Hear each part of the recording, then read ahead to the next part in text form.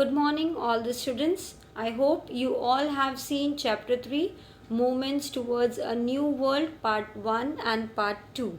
In Part 2, we discuss about the various factors that were responsible for World War II, and they were fierce nationalism, militarism, groupism, failure of National League, Treaty of Versailles, imperialistic ambition of Adolf Hitler, and German attack on Poland. See, all these were the reason, they all were the factors and the causes for which the Second World War arise.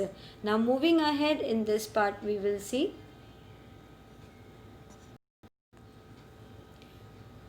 World War II an outline. See, here we'll read the World War II's an outline. What were the outlines? See, in the picture you can see that the hurling of atom bomb on Hiroshima. See, with the announcement of the World War II, the world was again, it was divided into two groups, and on one side was a group of allied nation led to England and France, and on the other side it was a group of Axis nation that comprises Germany, Italy and Japan. See what happened as soon as when the World War II started, the world, just like the First World War, again got divided into two groups, and the groups of allied nation was led by England and France, and on the other side the group of Axis nation that was consisting Germany, Italy and Japan, and also some other elements with war in their mind that also jumped into the war.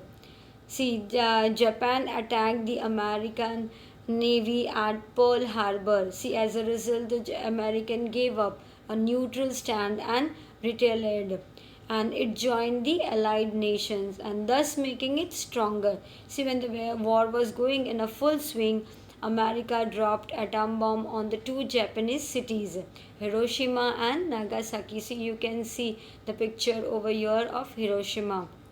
And 1,24,000 Japanese city, they lost their lives and there was absolute destruction. See what happened. This Japan, they attacked the American Navy at where Pearl Harbor, and so the America, which was a neutral country, they joined the allied nation to fight against Japan, and America's joining made the group of allied nation more stronger to stop Japan from marching more towards war. And America, what they did, they dropped atom bomb on the two important Japanese cities. They were Hiroshima and Nagasaki.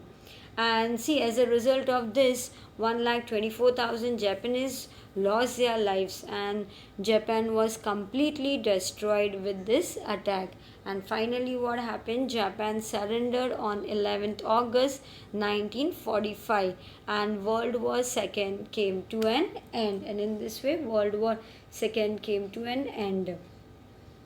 Now we'll see the effect of World War II. The immediate effect, which were the immediate effects of World War II. First one is economic effect. See, in the economic effect, what is there?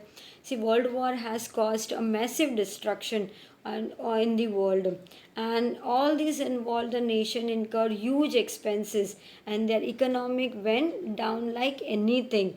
The economic really has gone very down, and America alone has to spend $350 billion, and other nations too also, they have spent about $740 billion in total.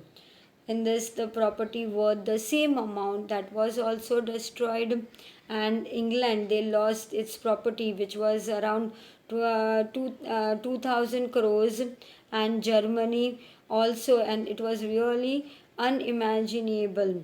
And the nation involved in the war, they gave prime importance toward the production of arms and ammunition, and that too at the cost of their basic necessity. See, with the cost of their necessity, they gave this importance to this, and as a result, what happened, there rose a dire scarcity of things for basic needs, and the production that reduced, inflation increased, and the people struggled for their livelihood, and the several industries two were also destroyed in this, and all these led to the scarcity of necessary and basic good in the market.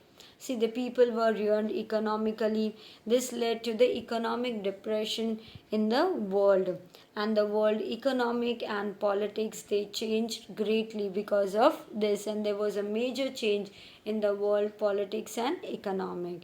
The second one is communism in China. See, what is the meaning of communism?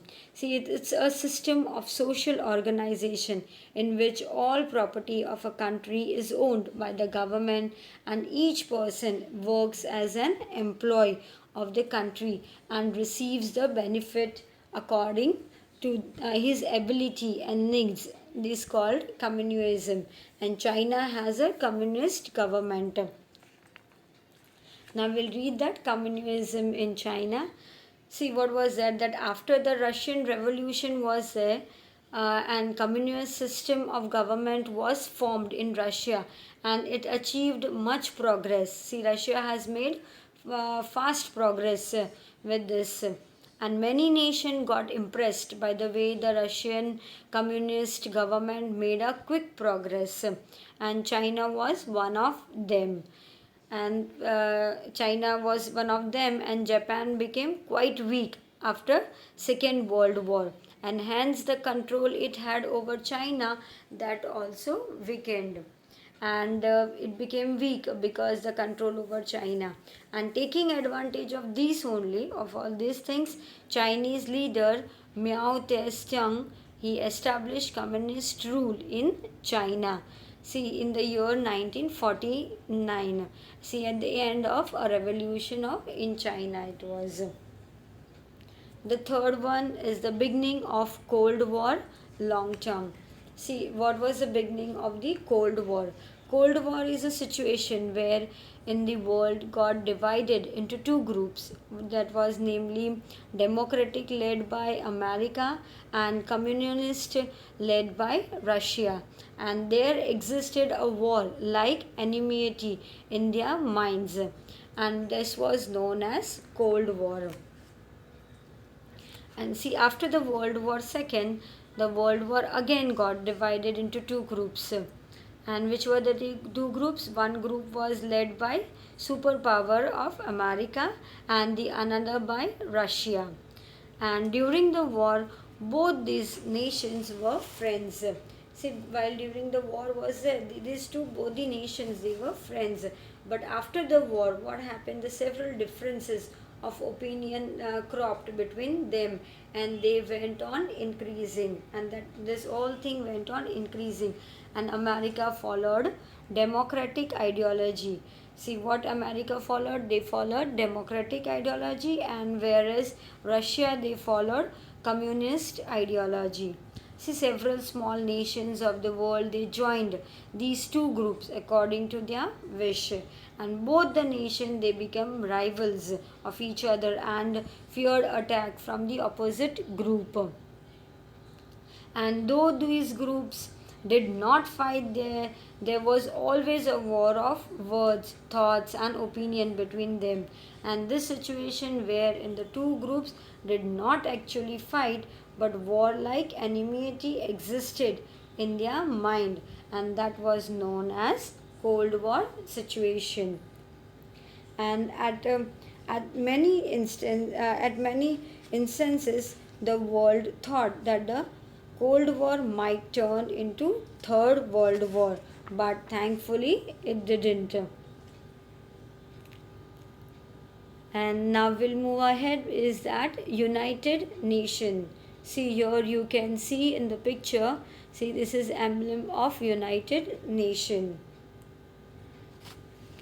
At the end of the First World War, see, the League of the Nations was formed. What was happened? See, what was the United Nation established? Why it was been established? See, at the end, what happened at the end of the First World War? The League of the Nation that was formed in order what to establish world peace, but it failed. See, it failed miserably, and then the Second World War broke out. And so at the end of the Second World War, the countries of the world thought a serious need. See, they thought of a very serious need of an organization that should be there, that would control the nation and that would maintain world peace. So as a result, an organization called United Nations (UN) was created on 24th October 1945 to establish peace, security, and coexistence in the world. See why it was being established: for peace, security, and coexistence in the world, and New York was made the headquarters of United Nations. See here in the picture you can see this is United Nations headquarters, New York. And how was the United Nations formed? See, right from the time that America they joined the Second World War, and it has started making efforts to establish United Nations, and with an intention of human freedom, peace, and security. American President Roosevelt announced. See what Roosevelt announced: four important types of freedom.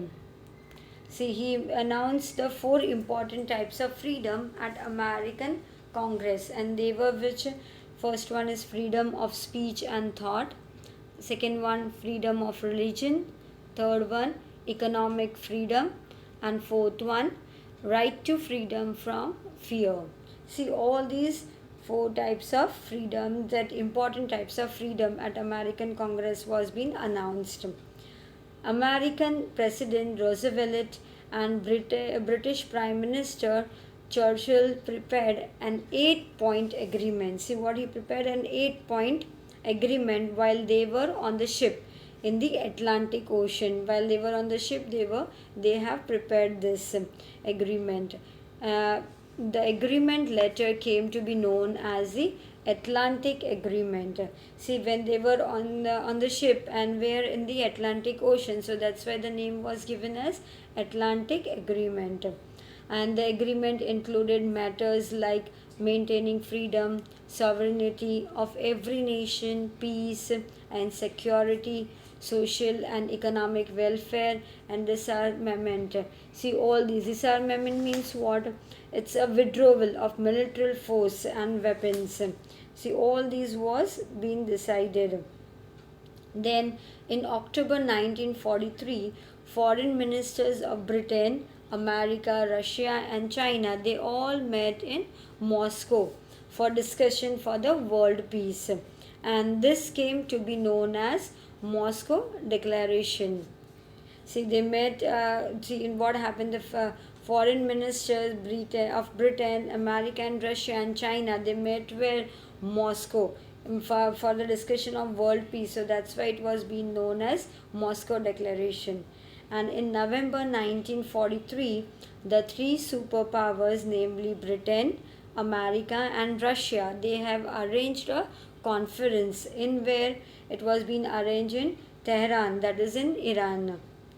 And finally, in September 1944, the representatives of 50 nations, we were including India, they met at Washington and they prepared an agreement for United Nations.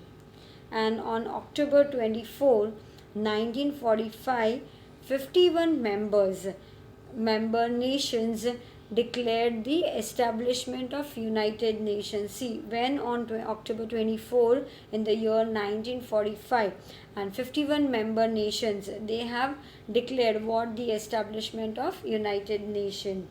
And since then, 24th October is celebrated as United Nations Day across the world.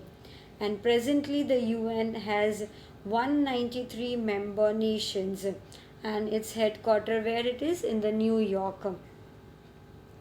The United Nations has constantly been making efforts to establish world peace, world unity, and universal brotherhood. See, they are constantly behind this.